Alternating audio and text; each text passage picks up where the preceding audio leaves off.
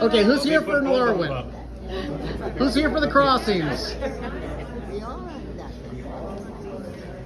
What can we stop it? What can we do? Let me stop it. I actively looked in areas that we knew would be safe for our family, and that is why we chose the crossings. And I went to the city council meeting last Thursday, and I keep hearing the term affluent thrown out. I and my husband have worked our butts off to get to where we need to be. And we bought in the last few years, we paid an exorbitant amount of money to buy in the crossings because we wanted that for our daughter. And I feel blindsided, I feel robbed, and I am just sad that the city would do this. Well said. Why? So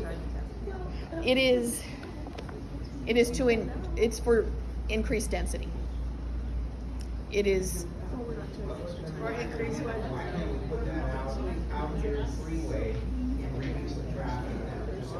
Because affirmatively furthering fair housing is about taking down the structures, interrupting the structures that have historically led to segregation.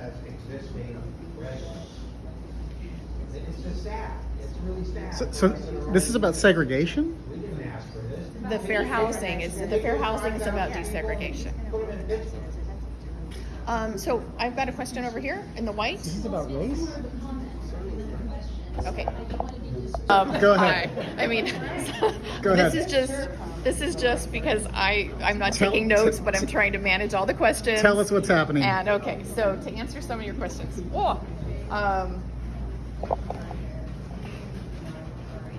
Bear with me here, because I know, because there's a lot of information coming at me right now. So the city to ask the same similar questions, and we don't get the truth. So when you're telling us like, oh, this isn't going to happen, and they're not going to do this and stuff, you can imagine all of us don't believe you. I'm just trying to be brutally honest. We don't trust you. okay, great. I've heard that. Right, because that's not what this program is about. No, What is it about?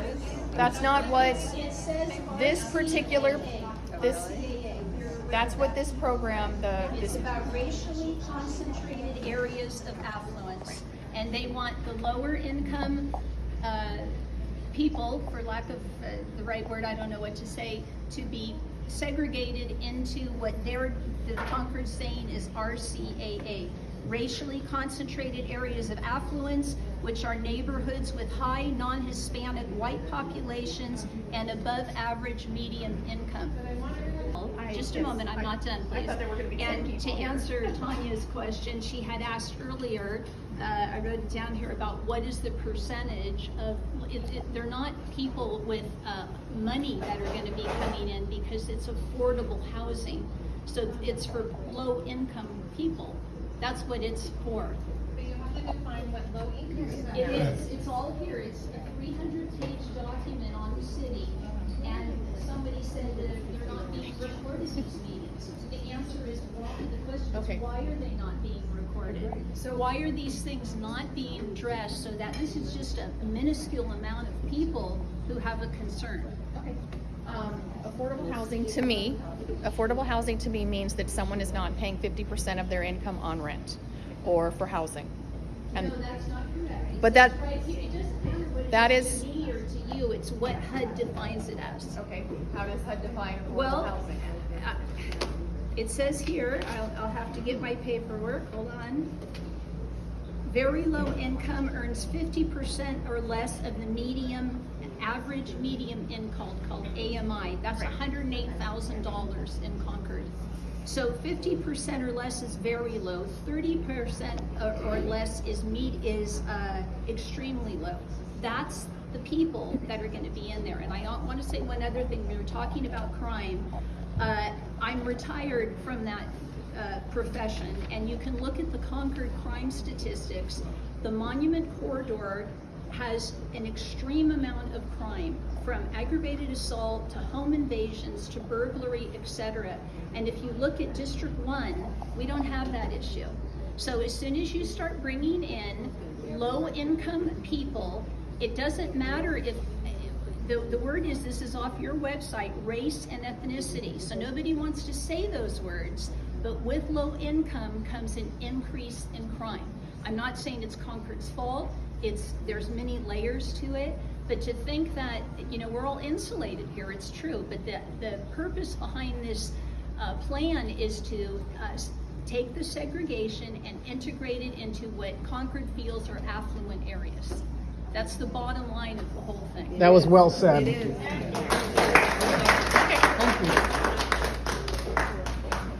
It is. It was well said. Yeah. So that's the truth.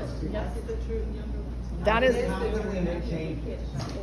is what we're working on, and what I'm hoping is that because we've picked these sites, the city and staff, and through a big process of coming up with the site inventory, is that we can have constructive input as to how many units are appropriate for each of the different sites.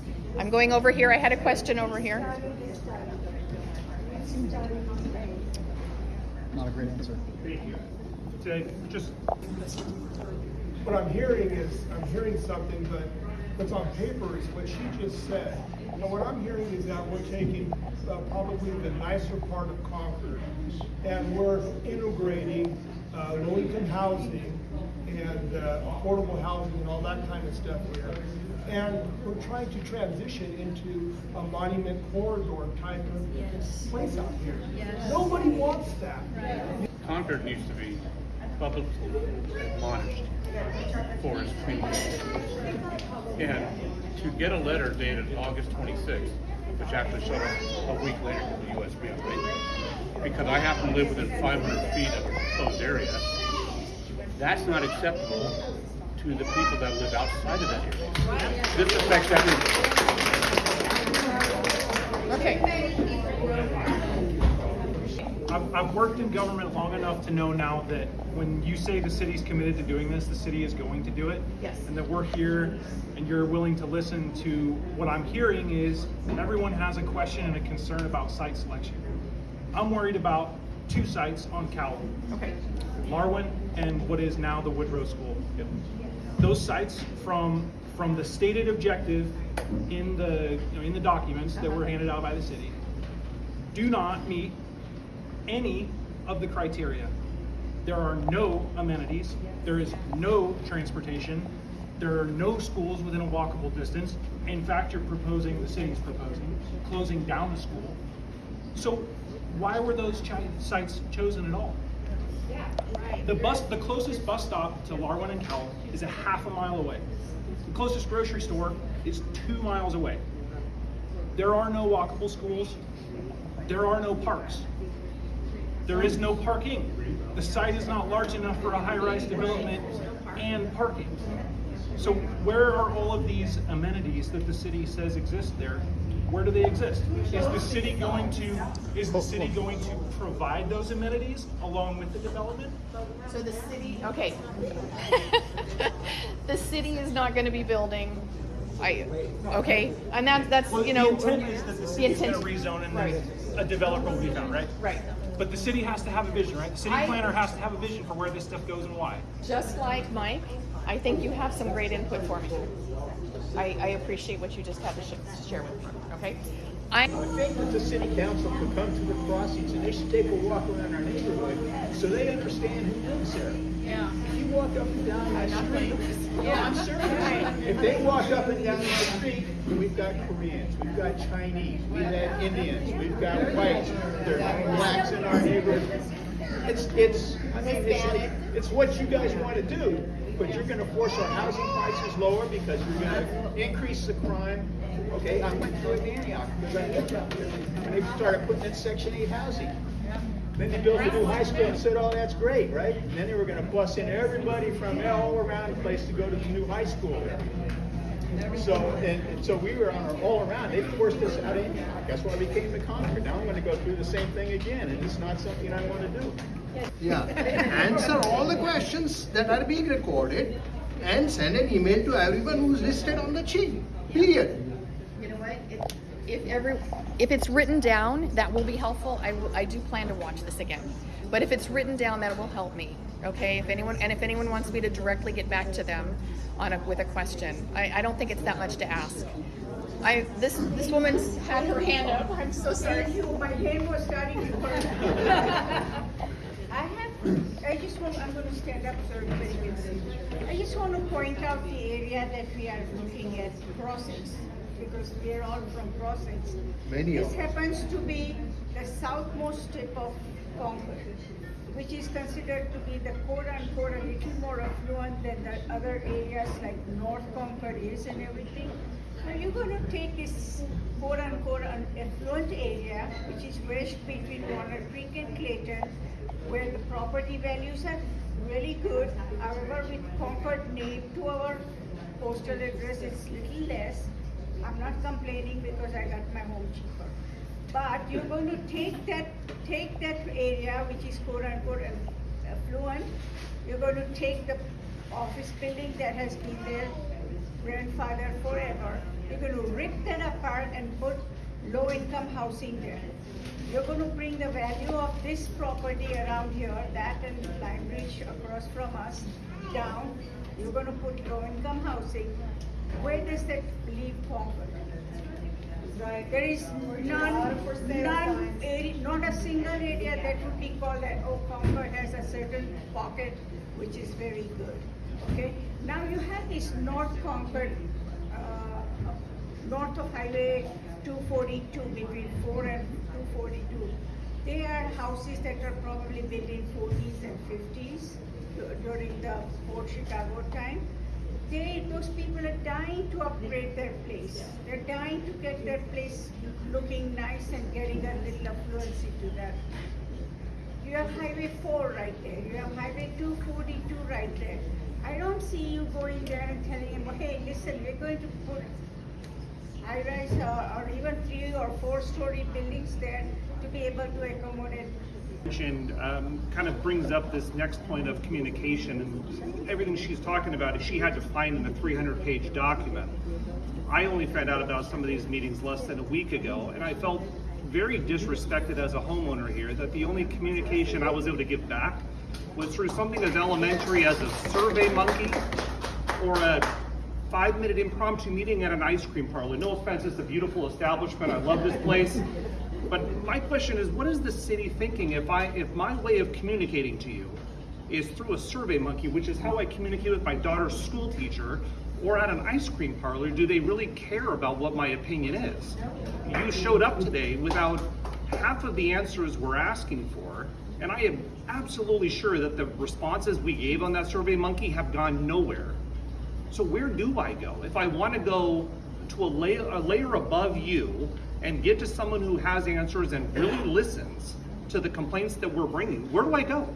Because the city's not putting meetings together. So that's one of the reasons I was very glad that Elizabeth set this up, and I'm so sorry about you guys here in the middle. Oh, they love it. Okay. Yeah, so I apologize. This is what we need to be doing. I'm really glad that Elizabeth reached out to me so that I could meet with some constituents. I'm thrilled that there's this many people here to talk about it. Okay, so I am going, Rick. I am the council member for District 5. And I represent District 5. Yeah, I know. So for residents who live in my district, you come to me. Everyone in the city who lives here has a council representative, you go to them, and they know what to do with that information. So, and huh? Is the District 1 person not? This is not a city meeting. Okay, so she goes to the city. To Laura Nakamura meeting her constituents or some residents, a lot of residents from Concord here at a creamery. So. Sorry for interrupting. Wait, hold on. I need a time check. 5:30. Okay, really? I have 30 more minutes. 30 more minutes of this? There's a building at the corner of Cowell and Treat, and it's been an office building forever there. And that would have to happen there with that property is, first of all, the owner would have to say, okay, I could sell this. But you would also have to have a developer come in and say, okay, I've got, there's a building here, I have to tear it down. I also now can, the cost of tearing it down and then building it up again also needs to get factored into any building. So it doesn't mean that Mountain Lakes is going to go away overnight. It doesn't, yes. Can I say something? Okay. Yes. But what it does mean is that the value of that property goes up for the out-of-town owners of that property. And they can use that leverage in their negotiations with our local businesses and say, oh, we can raise the rental because we can sell this place for more money. So it's harming the local businesses and it's helping out-of-town property owners. And that doesn't sound like a good deal for Concord. Okay. When we actually have plenty of land that could be used. At the the June 30th meeting of the City Council, when this was discussed, they talked about the Cal State Hayward campus, and that has plenty of available land for development. It's within walking distance of schools. It seems to me to be a viable location, as well as this empty Kmart building where it can't be reused or repurposed very well. And there are other empty lots around that could be used. We really need to take them off of the list, the sites that have in buildings or businesses that are very important to us and provide jobs for Concord. That is the kind Totally of agree. That's the kind of constructive information that I need to hear. Because if we're going to do this, and the city is going to do this because we've committed to doing this, taking sites that don't make sense to the community off the list is something that I need to hear. Because there are a lot of sites, and it's not all empty lots. Some of it's buildings that the staff may have looked at and said, you know what, we need some revitalization. We need a reface in this area. That the building that I mentioned at Treat and Powell, some people think that it's an old rundown building. And so maybe giving it a fresh look with some housing and some other amenities might be. No, I'm talking about a different one on Treat and Powell. So that's great. So I'm going to go over here. 5,073 units of affordable housing in Concord. They have told every municipality throughout the state of Concord, this is how short we are on housing units for residents. Why aren't all the other neighboring cities participating?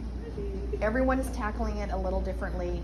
We're probably the first with Affirmatively Furthering Fair Housing on the radar right now, but there are other cities that are going to be tackling housing. Requirement. You started out earlier at 5 o'clock saying Concord is committed. We have. You didn't say required. So 686 is an absolute requirement that all cities have to participate. Right. But there's different programs to it, so let's. Right. So the program that we have committed to this, doing this with Affirmatively Furthering Fair Housing. Thank you for that. 15 years ago, I was on the City Council's appointed Community Advisory Committee for the Concord Naval Weapons Station. We all know now we're on developer number 3. Let's put the shovel in the dirt and build something. Back then, affordable housing was going to be a huge part of that net weapons station development. I checked. It's still a big part of it. Many projects that are affordable housing projects are exempt from CEQA. That means you can start digging sooner rather than later, and the state won't slow down the process. When we asked the question during the Zoom meeting, several folks asked the question, why not the weapons station? We thought the weapons station was going to have a lot of that.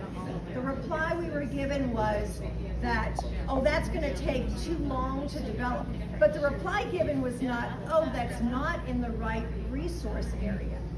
So big question mark there, because where that affordable housing was planned in the not the secret document, but not the NEPA document, but the very early planning was it was going to be near the North Concord BART, which is real estate that is the more, it's the cleaner part of the weapons station with less environmental issues, and it's where you've got more access to public transportation, where you're putting fewer cars on the road, closer to the freeway, closer to BART and everything.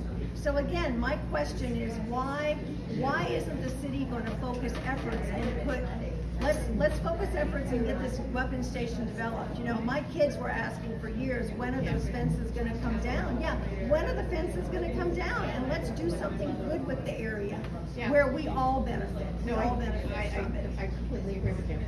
Yeah. But we're on a trajectory to get those shovels in the dirt. There's a lot of work that has to happen right now with negotiating with the Navy and the developer and the city for what it's going to cost to turn over that land. But there's a lot of great stuff coming from this developer. Yeah. Well, not in the crossings. that she and I sent back and forth. I may have thought you were talking about North Larwin, the street. And okay. Just like on the map. So it is on the map. If it's on the map, then I was wrong. Okay? Okay? I stand corrected. The map is number 12. It is still, everyone, that's why people are here. It's still on the map. Mike? Okay, thank you. Looking at the website, the consultants that have put together, and they've been, doing their meetings and building their PowerPoint slides and meeting with City Council. It's obvious to me that they get an F grade because communications is not happening.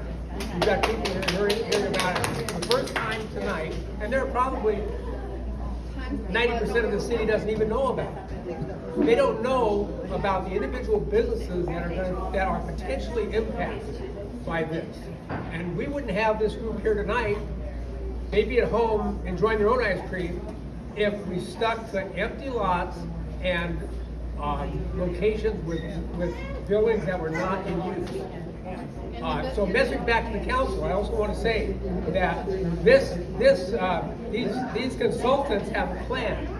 They are creating 5 different alternative scenarios, and they're going to have you start to state preferences about those scenarios. The scenarios that affect different lots and different businesses. And what that's going to do is have the city people lobbying against each other. So you'll like option 1 and you'll like option 2, and you'll be calling your city council member on option 2, and you'll be saying, I want option 1. That's not really right. I really think that the city should instead of trying to go forward and have this be presented to the city council on November 12th with recommendations from the council, from this group based on the very flawed communications they've done. It needs to be looked at, delayed, and a new approach taken. The businesses are not aware.